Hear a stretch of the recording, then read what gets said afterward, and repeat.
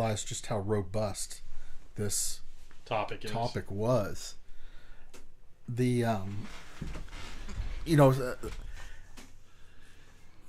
I knew that there was just no way that we're going to be able to talk about everything about this topic.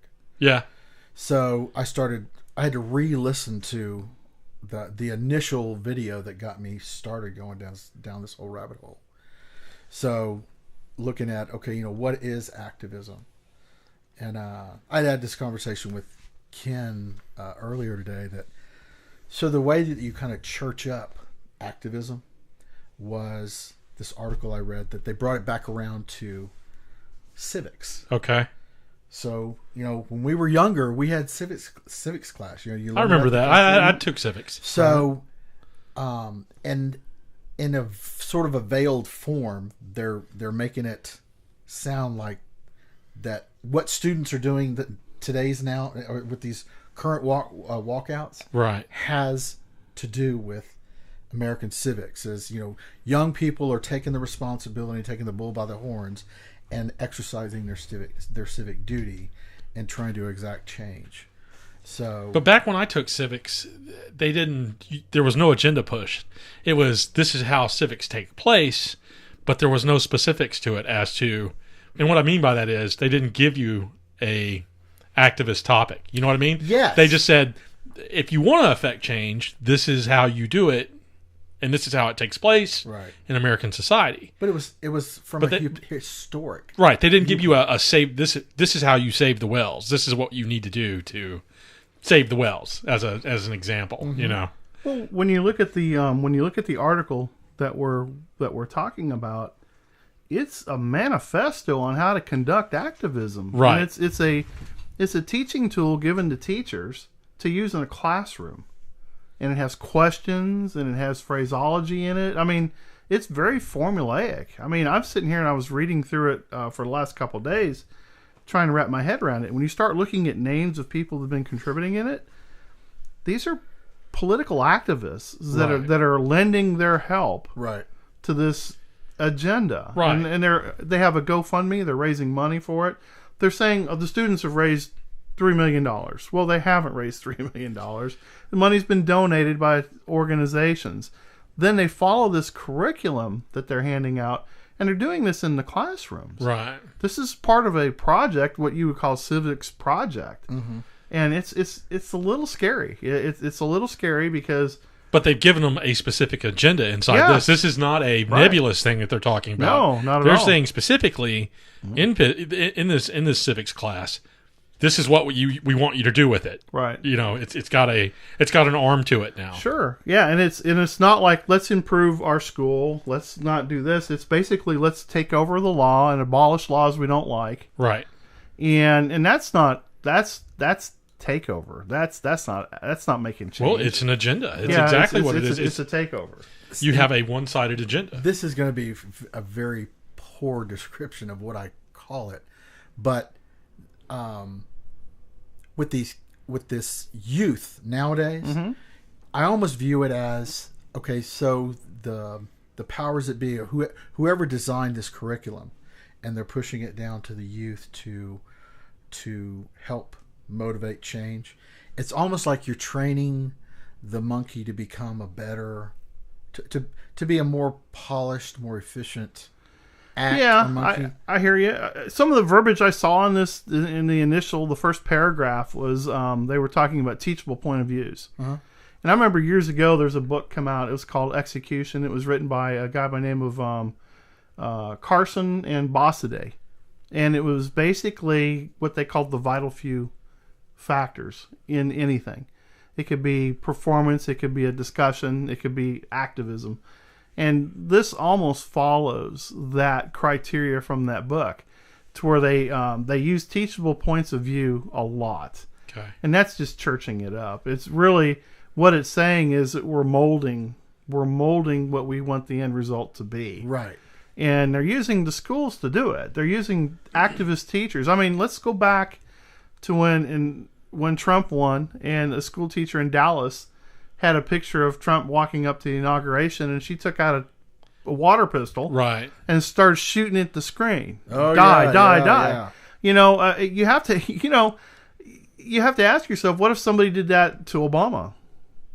What if somebody did that to Reagan? What if somebody did that to Bush? I mean, well, they did do it to Bush. What am I talking about? Right. So it's perfectly okay for them to hate on the people that they want to hate on. Right. But they want to tell your kids who they have to like and who they have to follow. Right. And the mere fact that they can almost direct media, or media can direct them to where to direct that hate at. Right. And if you have an opposing view, you don't have that same kind of sway. Well, you don't get the airtime. Yeah, you don't get the airtime. And what's really sad is when you start seeing like Deborah Schultz Wasserman's name showing up, where she's aiding the group in Tallahassee to mobilize. Right. Mm-hmm. Okay, when you use the word mobilize, what is that? That's a military term. That's an action. It's a militant term for sure. Exactly. It's a militant term for sure. We were talking about the University of Missouri a little bit ago, where that professor, when a student with a counterpoint was trying to conduct an interview, and she basically called mob rule on him. Yeah, because this person had actually broken past their lines, and once she realized that this person wasn't of the same thought, same leaning as them, she basically ordered the students to basically grab a hold of this guy and put him outside this circle by force. It didn't matter, but he was going to leave that circle. The voice was going to be silent. Right. Yes. Well, when you look at the American Federation of Teachers, okay, which is really going to be the root of this. It's a union. It's part of the NEA. It probably ties in real tight with the NEA, would be my guess. And then you have the ACLU supporting it, okay? You have Everytown, Giffords Foundation, Move On, which was, we know what Move On was all about. Brady's supporting it. I know that. Planned Parenthood. You're going to have Black Lives Matter. BLM is in it. BLM and the Women's March LA. Yep. Anything that would benefit with the addition of youth actors. Yes. Because the youth is the not yet productive generation that when it's time for them to come up through, they will be able to bring forth whatever that agenda is. Right. And this is and again, your tax dollars in a school building where they're supposed to be learning about English, math, science, and all these You're paying things. for the monster to eat you. Yeah. I will say that the initial article that started this whole thing off was a bit misleading, because it did make it sound like we're taking your tax dollars and we're designing a curriculum that we're going to basically teach your students how to be revolutionaries. So the article he was talking about is called "The Power to Change the World: A Teaching Unit on Student Activism in History and Today." Right. I believe it's in the New York Times. New York Times, March 15th, when it was revised. It was published on the 6th, I think, of March, and then updated and revised on the 15th. So this is the article that we're referencing here. It's really interesting because it starts out by saying how much of a difference can young people make in addressing the problems our society faces? What makes their voices uniquely powerful? When we have youth-led movements influence policy in the past, and what part can we learn from them? So what they're basically doing is they're talking about collegiate protests. They're talking about college. They're going back to the 60s is what they're doing. Vietnam War protests. And they're equating themselves. So just when I realized just how robust this topic was and how many separate tangents this went on. Oh, it's huge. I had to break it down to certain aspects that maybe we can kind of focus on, during this discussion. For me, it was, okay, what groups were included, and you've already covered that. Right. The other thing was some of the people, I don't want to call them insiders because I actually like these people, but people like Milo Yiannopoulos, the Dinesh D'Souza, Ben Shapiro, he tends to rile these people up that tend to fall into that category of youth revolutionary people who have different political leanings. He's definitely the match that lights those people are definitely matches that light that fire. And you throw Jordan Peterson in there because a newer one. Well, because he brings the whole why do human beings do what they do into it, and he approaches it from a pretty unique position about the hate. It's a psychological perspective from the hate side of it, which ties into their agenda. And so the other third aspect of this was because of youth. It's their familiarity with a norm for them, which is digital social media. And so they figure out a way to weaponize it Right. against people who have opposing views.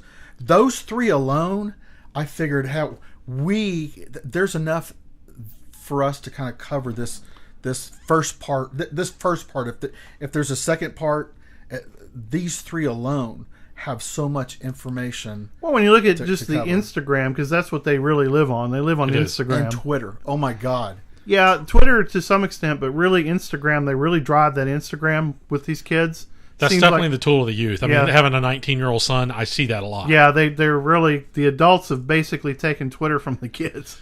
It's kind of like Facebook was Yeah. in the beginning. Yeah.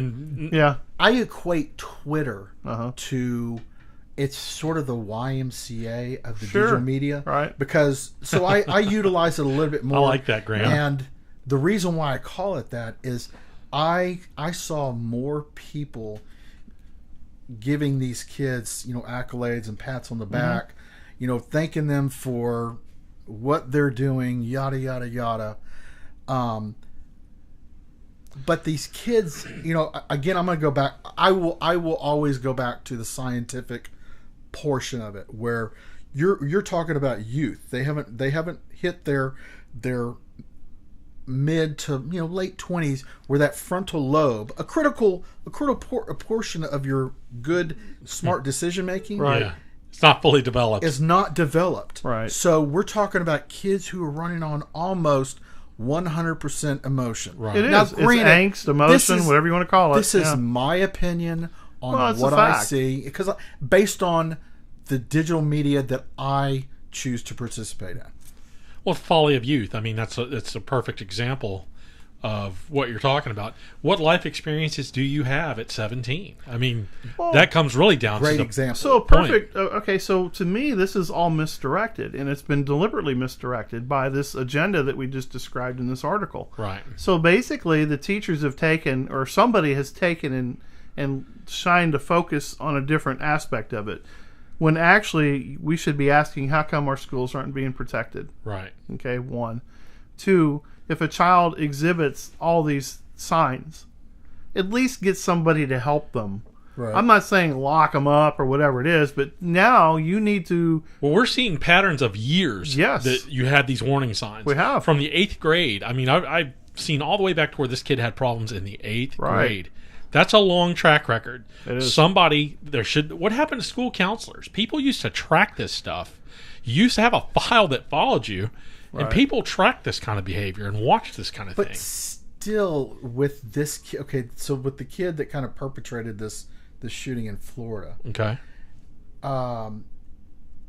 some of it had a lot to do with popularity. Okay, I don't care how, whether we're talking about kids from the 40s and 50s to now, popularity amongst teenagers is always going to be a big thing. You're never going to remove that from society. Yes, so the kid that wasn't as popular as somebody else, through no fault of his own, life experiences, dictated that, whatever. You still have to be able to kind of conduct yourself in a well balanced. If we were all pale gray with no hair and the same facial features, we'd find a way not to like somebody. Right. It's in the nature point. of human We'd be on the beings. X-Files, but Yeah, yeah, it would. But no, but yeah, you're right. You would If you find took- if you you'd took- single somebody out somehow. yeah, if you took all the features out and just had everybody had the same color eyes, same color Yeah. skin, same hairdo, dressed and walked and talked the same, it's a fact that they would find something, and it's because we're tribal. It's very tribal. So when you talk about these groups, you went back to the 40s, 50s, and 60s, and you had all these different groups, and they all stayed to themselves. They had surfers, they had hot rod guys, they had the smokers, they had the tokers, they had in the every they had the generation jocks. you've had some subset. And it's all seemed to worked out just fine until activism gets involved. Well, and here's the difference, and this is my opinion of my take from it. We've taken the ability, or we've taken. It's not the ability. We've taken and removed how people cope with adversity. That's really what this problem boils that's down fair. to. That's very fair. Yeah. You used to teach people you overcome this stuff. Now it's taught since even. the 60s and 70s. Not only that, it's that, well, you're special and we need to make them understand you. Not cope in spite of, but we're going to be inclusive. And once you start down this path, which I don't have a problem with being inclusive, but you fight to get to your position. And I don't mean physically fight, but you struggle to make... Spartans didn't have a problem with that. Exactly. Yeah. Well, I remember as a kid, never liked bullies. Yeah. And in every school, there's always that person that looks out for the little guy. Always has been. Yep. I was one of those guys. I didn't like people picking on kids that didn't have the right shoes or the right clothes, because at one time I was that kid. We go through that awkward stage. And so what you have to do is you have to let that settle back in, because we're not allowing people to develop. Okay? We're basically they're molding them. Yeah. They're molding them and they're coddling them. And it's like your immune system. You have to be exposed to the environment to grow stronger. Okay, so the same thing with your brain. If you have somebody that's constantly winning, yeah, even though they're not, that's my point. You're making a weak society by doing what you're doing. And what ends up happening was when they finally realize that, hey, wait a minute, this isn't right. People still don't like me, or I'm still not liking myself. I'm not accepted. I'm not accepted. Yeah. However it is, or not even that. I think some people are just inherently evil. I really think deep down inside there's an evil gene in certain people. I've seen it. I mean, I grew up with it. We don't want to acknowledge that as a society. No, they but don't. That is absolutely the case. Well, because then it would say, well, what we've been taught in school and what we execute in our programs isn't working. The values. We plug these values in and they're supposed to work. But right. When you add that value, so our stuff falls apart. I never saw that one coming. Yeah. That's a very good point. Yeah. That's a really good point. It's a job justification type thing. So Fred's theory of child treatment, right? Dr. Spock or millions whoever. of dollars involved in this, and we have a hierarchy built off of this thing, is actually a house of cards, because human nature, like Mother Nature, cannot always be predicted. Right. You can get an idea, you can funnel it in, but we try to trick ourselves into thinking we can manage these things. And we honestly really can't. You have to deal with things as they happen. So a couple of three guys sitting around a mic can figure that out, right? I mean, none of us here are super college educated psychologists, so we've got this thing figured. Well, that's because we were kids and we grew up in those times you talked about. Right. But my point is, so the people that are pushing this agenda that we're talking about, that this is how you end up with this sort of activism in the case, they get funding from the government to do all this. Yeah. Stuff. But you've got this subset that thinks this way, that's driving this agenda, and it turns into this activism. So now we've got this activism that's this one small section of activism that we're talking about is now driven by this, and they can't deviate at this point. They've gone so deep into the weeds for 30 plus years of developing this that now you have to have activism. In other words, you've got to forcefully change people to think like you do. Well, I think, and that's how you get to this activism that we're at. Sure. I think here's kind of what I think also happened. So the last election kind of exposed some really serious flaws with that whole side of the world. That theory, right. That whole theory. So they realized that there is really a silent majority out there that actually is not going to buy the bullshit, and they're actually going to do what's right, and they're going to try to live and let live. The other side couldn't accept that. So what have we seen ever since then? Activism on top of protest, activism, whatever, however you want to couch it. And so they never miss an opportunity, right? So they knew with the adults they weren't getting anywhere, right? Because they were just falling apart. Because what are the flaws? They're usually caught lying, cheating, or stealing, right? Okay, so who's going to doubt an innocent kid? Right. And who's going to doubt an innocent kid? That's where I was going to go. Is like even on Twitter, that anybody who says anything negative towards these groups, these youth groups that are these 503Cs that they've created. Well, but just they're pushing this agenda. So if you say something back to them that's opposite of what they believe, it's almost as if you punched a baby. Well, that's how they do it. How dare you say that to a kid? And I'm like, but the kid doesn't have the entire story. But that's not the point. The fact that you were rude to this kid, so, he's already gone through hardship. So how many kids want to? Okay, Easter's coming up. How many kids wanted a bunny rabbit for Easter? Probably a lot of them. I want a bunny rabbit, Daddy. I want a bunny rabbit, or I want a chick. I want a baby chick because they're so cute. They're so cute. Oh, I'll take care of it. Yeah. I'll feed it. Then you're eating it. I'll walk. Yeah, I'll feed it. I'll walk it. I'll take care of it. Right. Okay. And you know, as a parent, that's not going to happen. So what do? You give in to shut the kid up. Okay. Now you're telling me that this same kid can make a decision as an informed voter. Right. Okay.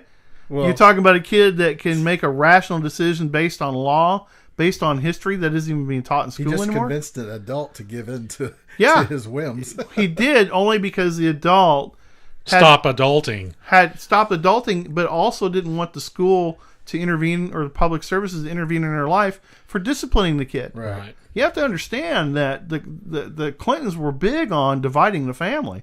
It takes a village. Takes a village. There you go. It takes a village, which I hate that phrase because it's not what a village. Because that village doesn't live in your house. That village doesn't have that kid when he's sick or when he's having. They're not with you through all that. Wrong analogy for the dynamics. It is. It's deceptive. It's what she's using is deceptive words. They're trying to make it couch and sound pretty. Yeah. And the concept of it is a village has a certain set of laws. Right. And those families are in there to follow those laws, but that family should be raising its own family. If we fell inside an article in National Geographic, I got it. Right. The fact that we're in a nation of laws. A metropolitan area where we've got, hundreds of thousands, if not millions of people, you can forget that whole it takes a village thing. Yeah, it is, but that's the one they stand behind. And like I said earlier, they're standing behind a lot of failed policies. You have to understand that the frustration level for these people turns into activism, and activism turns into violent action. Okay, because they're talking about now, we need to lower the voting age. 15. I've heard as low as 15. 15. Yes. I'm like, are you kidding me? First of all, here's 15. Well, here's what's funny. You're not mature enough to own a firearm until you're 21. But you're smart enough to vote. And you can't drive in many states until you're 16. But by God, you can influence policy and change law at that age. Right. And here's what's funny is how they can do that with a straight face. How an adult.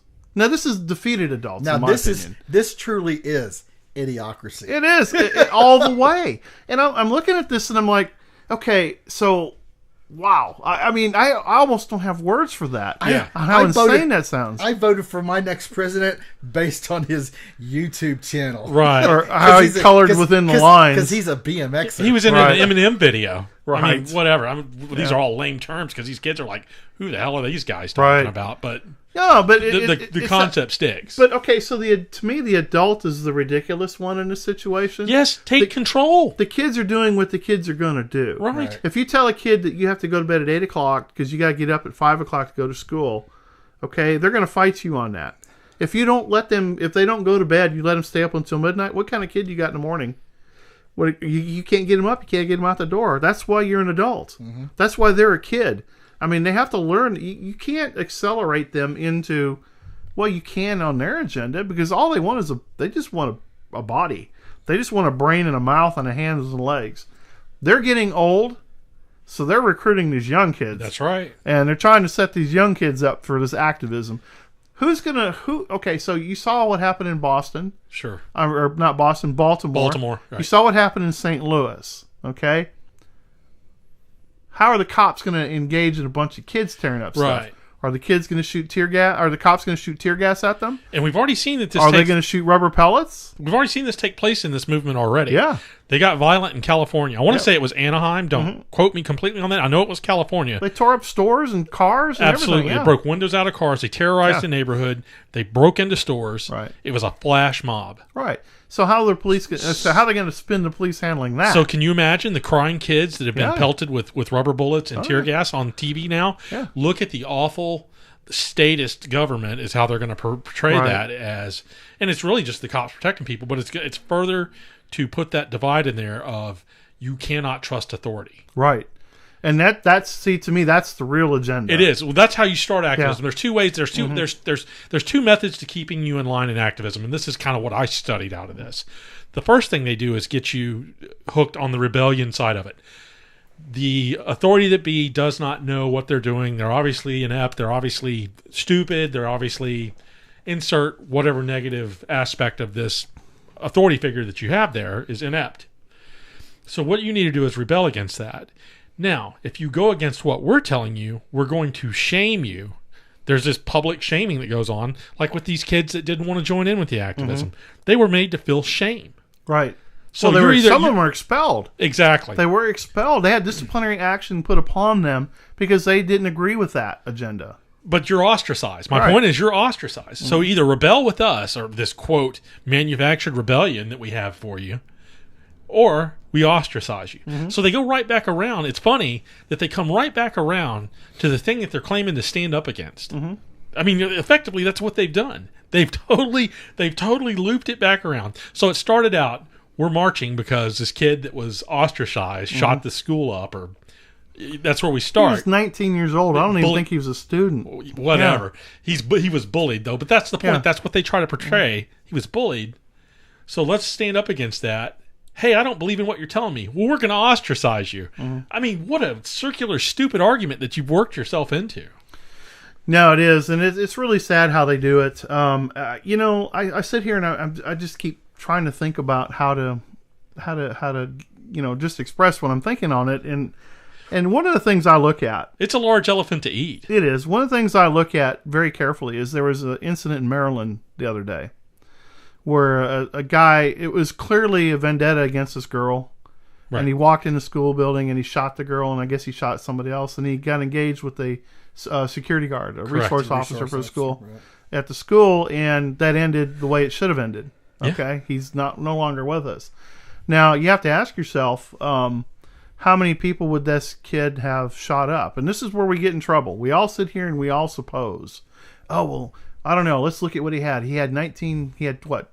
How many magazines did he have? How many rounds did he have? So we start going off on this track. Well, you don't know what he was going to do. You don't know what he was capable of doing. You only know what he had the ability to do with what he had in his hands. He was unstable enough to start. Yes.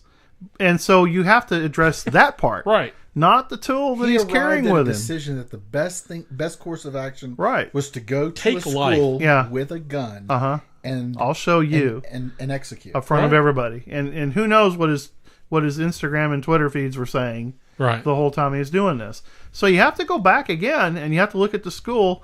There was a guy in Wisconsin that right after this happened in Parkland, he went into the school with a handful of Post-it notes.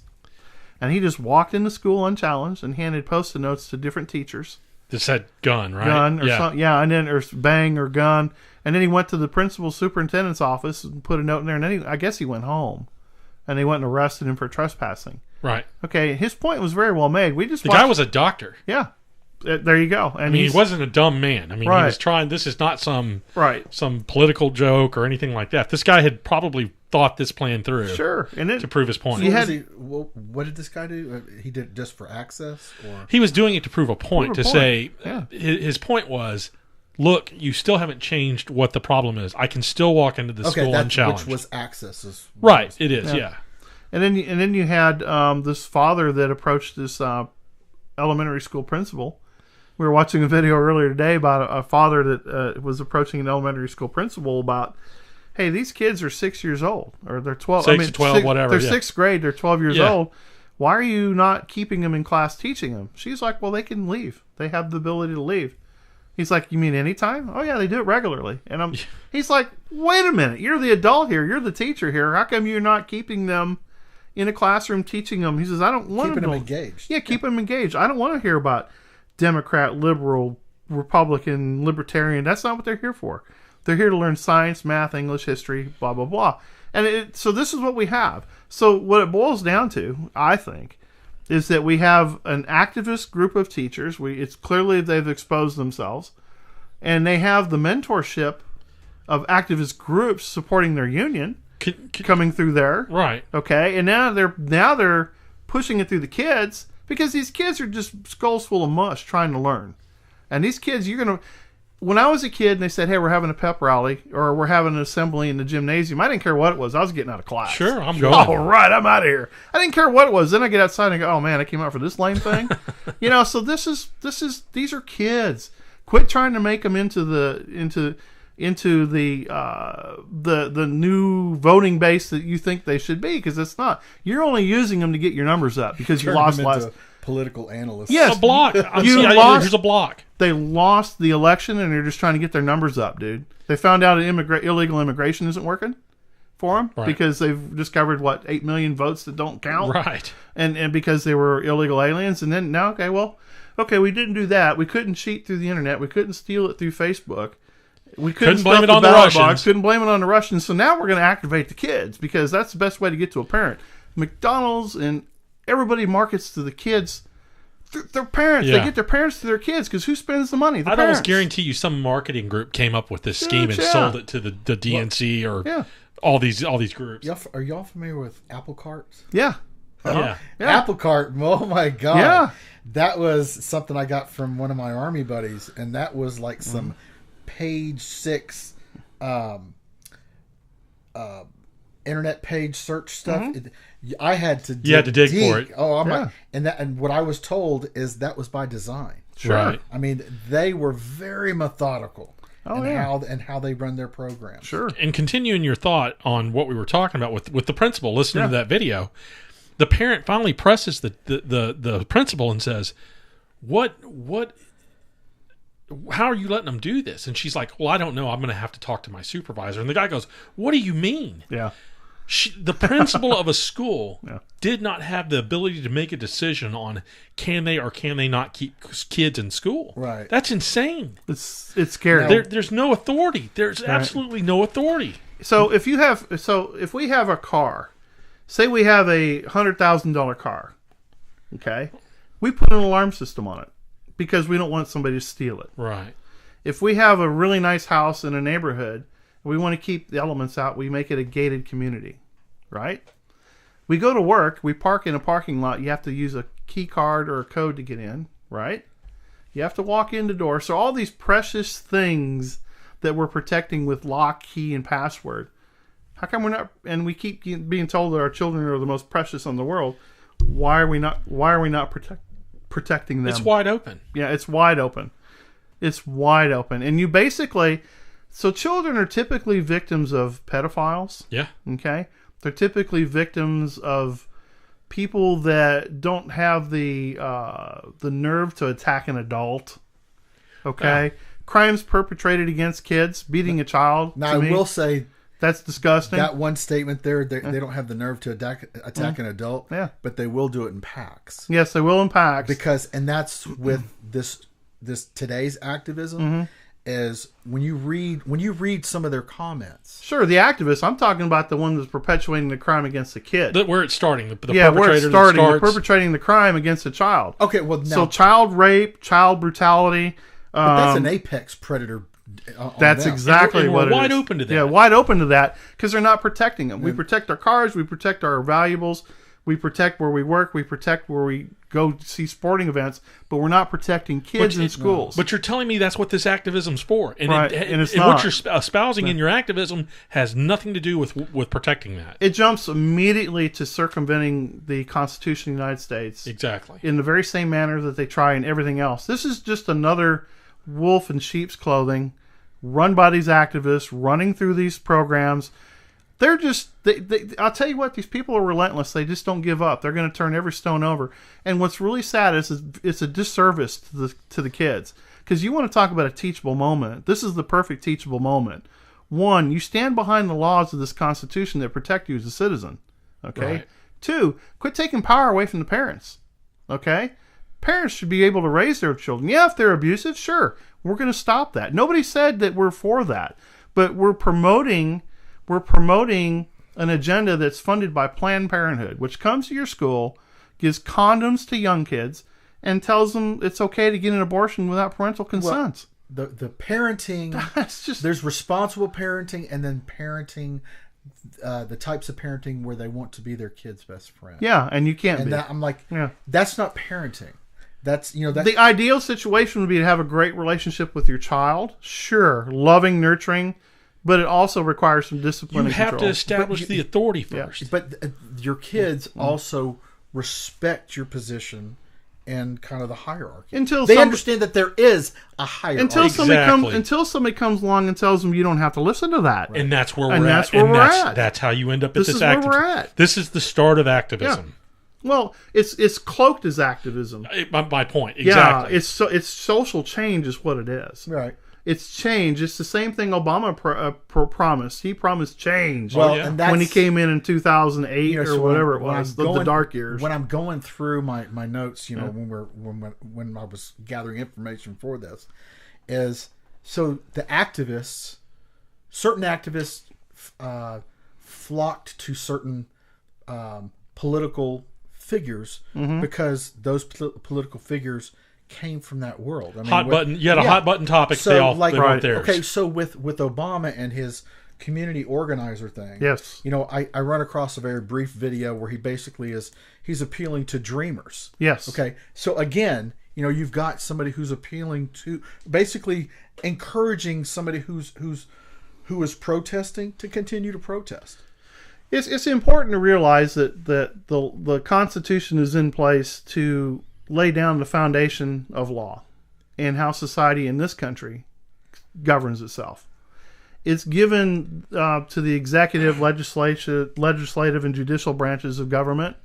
It also gives the citizen, which is the ultimate, we the people, gives them the ultimate right to vote them in and out, right? Protect ourselves, okay, against many things, due process, all the things that are available to us through that Constitution and Bill of Rights. What I find funny is that they keep chiseling away at the second, and this isn't about the second. This is about the dynamic of what they're doing. Right. They're not approaching it like, hey, let's protect our schools better. No. They're not saying let's get more funding for better training.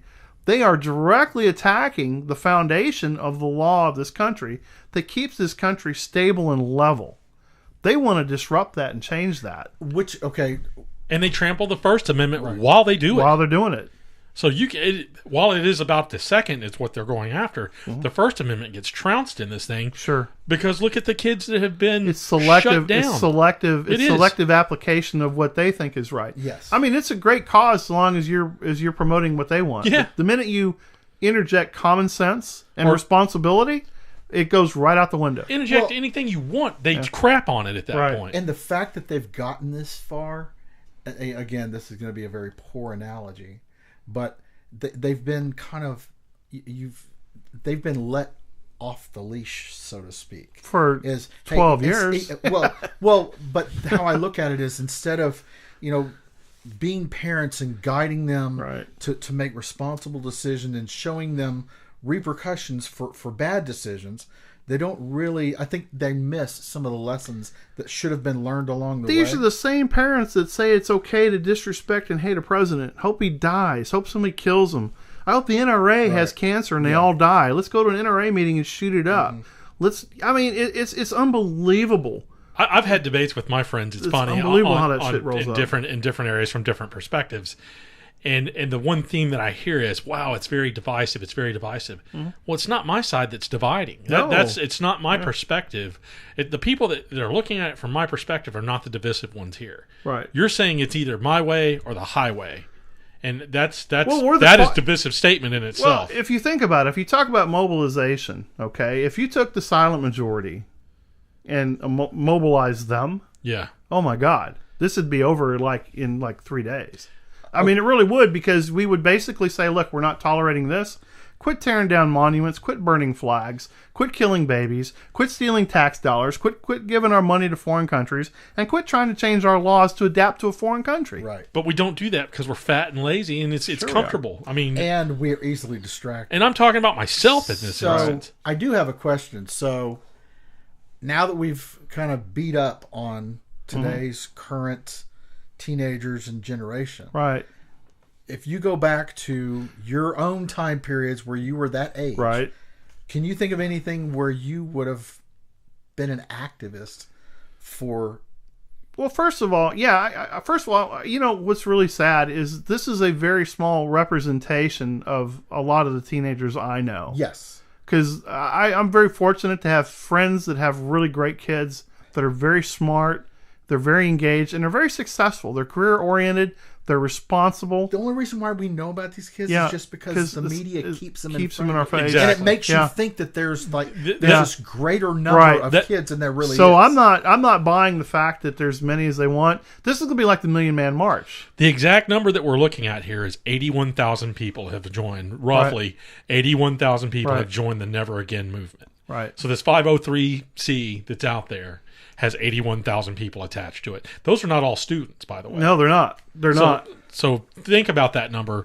We're being told. I heard a number the other day in a debate with Ben Shapiro on CNN, and Ben was it was really a debate between Ben and the CNN reporter that, why is the media so biased? That's what it was. Oh, I remember this. Mm-hmm. Yeah. So they went back and forth, and it turned to this. It turned to this topic, and the CNN reporter said, "Well, 80% of the students believe that gun control should." Ben Shapiro should have stopped him right there and said, "Where does that number come from? Where's 80%? Right. Where's your facts based on that?" Right. Yeah. Ben did very well in the debate, by the way, but it was one thing that he did. I thought, man, what a perfect opportunity to stop that guy and say, "This is exactly what I'm talking about." So I'll tell you some of the dynamics of how they poll. They'll say, "Are you against gun violence?" Yeah. Okay. Well, he's obviously a gun activist. So now he's all of a sudden recruited into. See, he wants change. Exactly. This is how that works. This is how divisive they are. If you look at the programs, first of all, I'm not advocating NRA either, but they basically have deemed it okay to vilify an organization that has committed no crime, has murdered no people, and has donated millions of dollars for education of youth in the safe handling and use of firearms, and the training of law enforcement. And they have offered the training for teachers. Right. Okay? There's not been one NRA member that has walked off, went through, and murdered anybody. It's their own killing their own. Yeah. Okay? That's the one thing I will say. Going back to answer your question, when I was a kid, they taught hunter safety in school. I remember in the 8th grade, we took a hunter safety class in school. They taught you the safe, responsible handling of a firearm. My family did that. So. Yeah. Well, we did it at school. And when we were done, we went into the gymnasium where they had a steel bullet trap, and we shot targets at 25 yards with 22 short rifles in the gymnasium. Here, I'll blow your mind even more. When I was in high school, when I was in middle school, and I wanted to go hunting with a friend after school when I was riding the bus, all my parent had to do was carry the shotgun in a zippered case with the box of shells to the bus driver. Here you go, bus driver. The bus driver would keep the shotgun inside the bus behind the seat, and then when I got to school, he would take the shotgun and the shells to the superintendent's office. Oh, wow. At the end of the day, the superintendent would take the shotgun shells and the shotgun, put it back in the bus, and I'd ride over to my friend's house. We'd get out, we'd hunt rabbits and birds, and my parents would come pick me up and take me home. Try that today. Now let's move this. Well, first of all, nobody touched your stuff because it was in the superintendent's office. Right. And nobody wanted to go to the superintendent's office, right?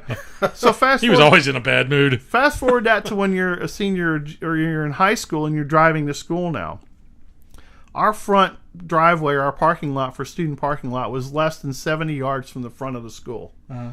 And it was just a line enough. I mean, I wasn't in a very big school. I was in a rural school. This is the late 70s, early 80s, yes, am I right? Yeah, I graduated in 79. Okay. And so we would park up front of the school with a rifle and a shotgun in the gun rack. Yeah, that's the same The windows rolled down with the keys on the floorboard.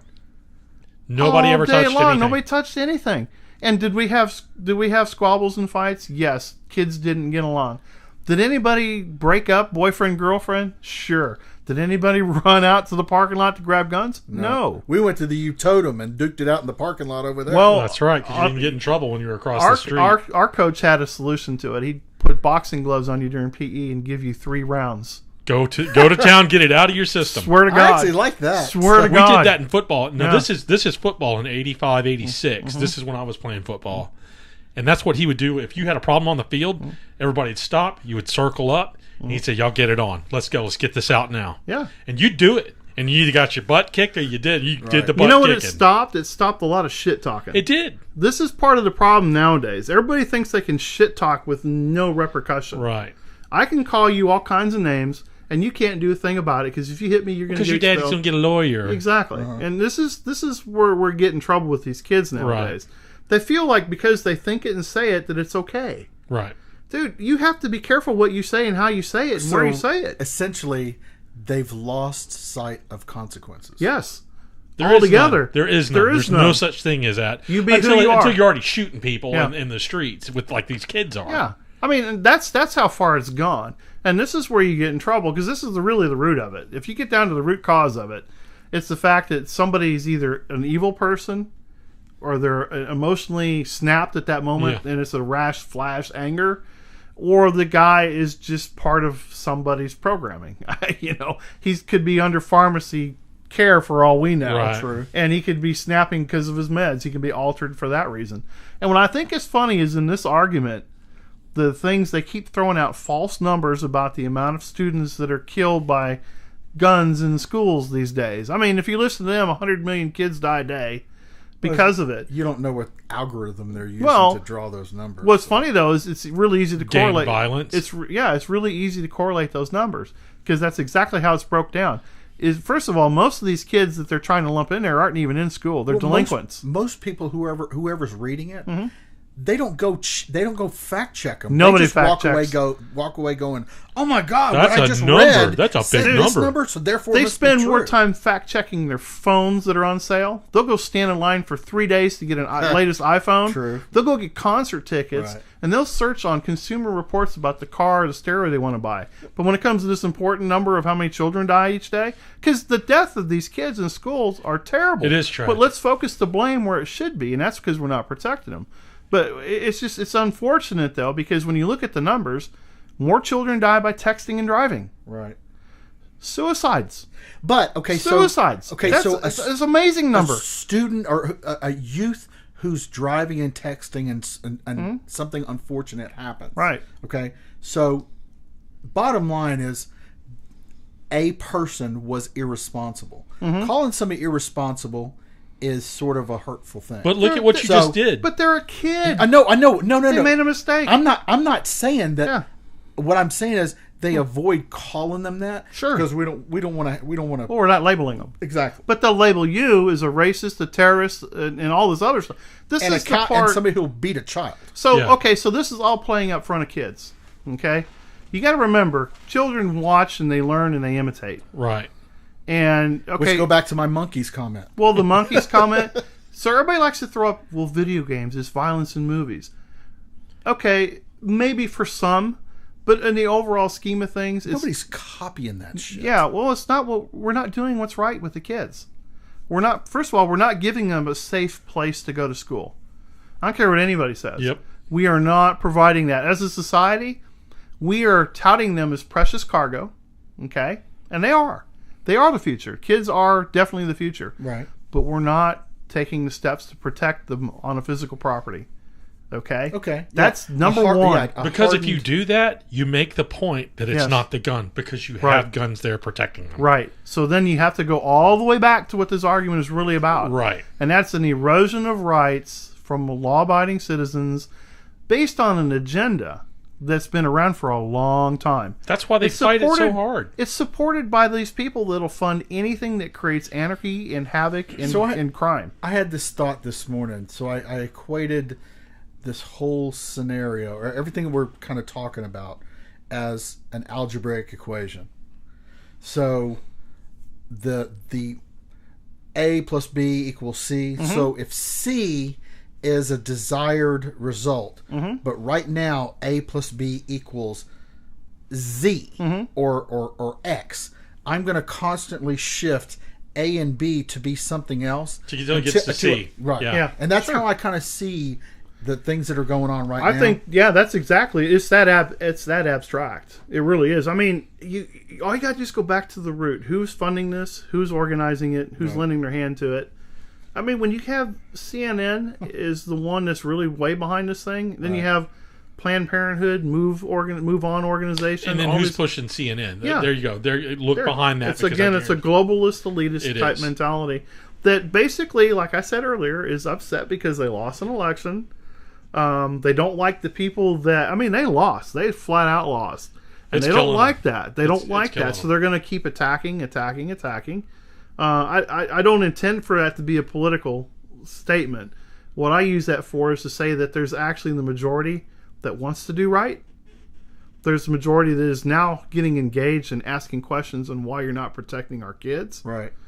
And this whole protest and activism agenda is going to fall apart. It's going to disintegrate before their eyes because it's already starting to. It distracts from the real work that needs to be done. It does.